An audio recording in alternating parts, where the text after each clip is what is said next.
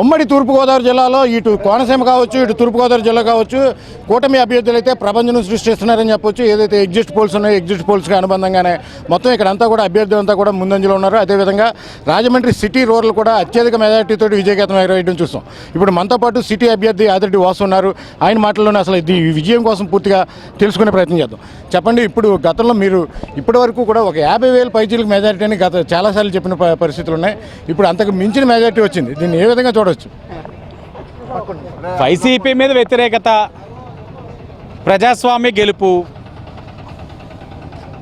నాయకత్వ సమిష్టి కృషి, టీడీపీ, బీజేపీ, జనసేన నాయకులు కార్యకర్తల యొక్క సమిష్టి కృషి, ప్రజలు మా కుటుంబం పైన ఉన్న విశ్వాసం, ఇది చాలా అరుదైన సంఘటన. మేయర్గా అవకాశం ఇచ్చున్నారు, ఎమ్మెల్సీగా అవకాశం ఇచ్చున్నారు, నా వైఫ్కి ఎమ్మెల్యేగా ఇచ్చున్నారు, ఇప్పుడు నాకు ఇచ్చున్నారు.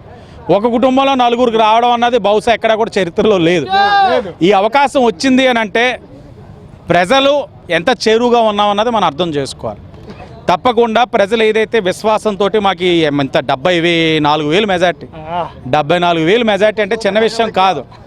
ఈ మెజార్టీకి అనుగుణంగా వాళ్ళు ఏదైతే ఆశించున్నారో దానికి అనుగుణంగా పరిపాలన అందిస్తాం, సంక్షేమం అభివృద్ధి కార్యక్రమాలు చేస్తాం. రెడ్ బుక్ని మర్చిపోయేది లేదు. ఆ బుక్ని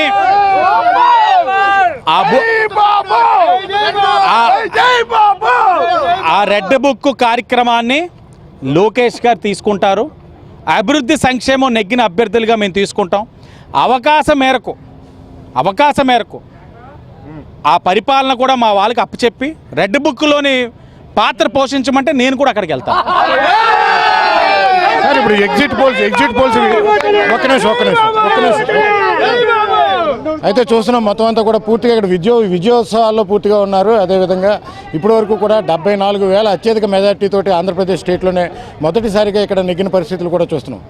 ఏదైనప్పటికీ రాజమండ్రి సిటీ రూరల్ కూడా ఇప్పటికీ 3వ సారి విజయకేతనం ఎగరేశారు. కెమెరా పర్సన్ దుర్గాతో వెంకట, రాజమహేంద్రవరం కౌంటింగ్ సెంటర్ నుండి.